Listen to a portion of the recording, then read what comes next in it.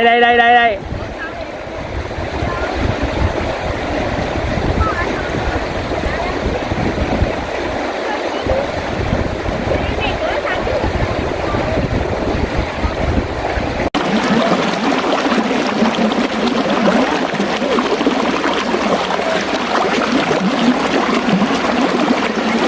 Bé tơ hai mày.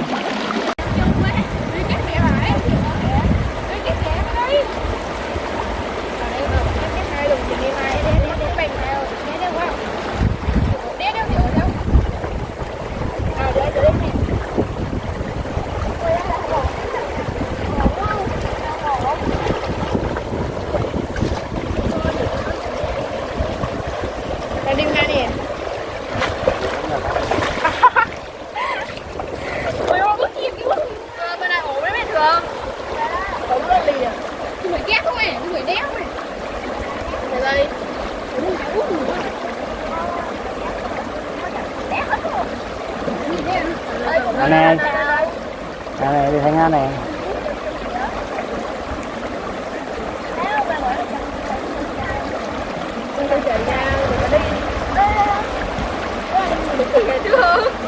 Em rõ rồi. Khổ khỏe. Khỏe nha.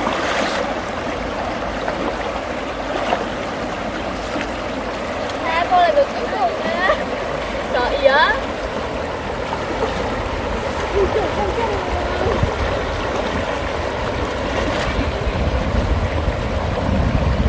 Đâu?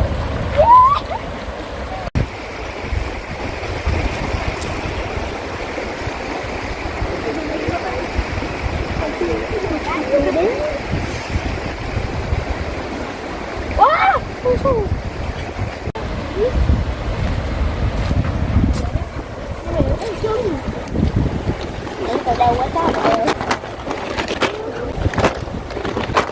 Trời ơi.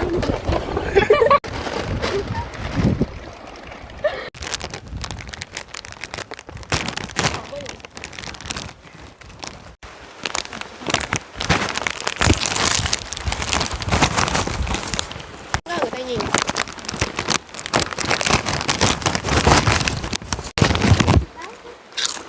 Là đâu?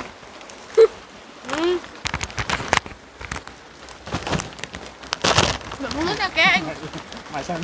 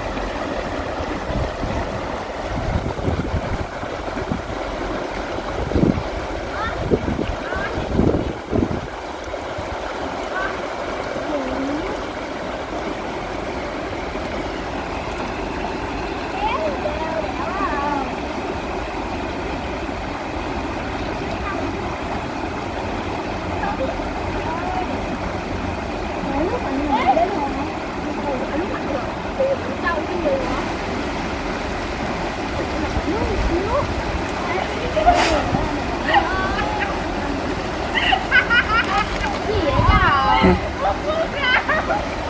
áo rồi đâu này mặc áo gì mà không luôn. Ơi sao thế vậy? Ủa nó đang thùng con nó quá vậy? Đâu ổn quá đâu không? À, nước quần nào? Em à, nước quần nào? Trời bên đây vẫn còn kéo ra xuống rồi đâu? Em ổn rồi nè, được cho người nè, nó ổn thôi. Đi không có bất ổn, anh đi cái chuột kia ra vậy? Đeo rồi đâu có gì giờ đeo. Sao đi hành trình nọ chưa bắt được nha.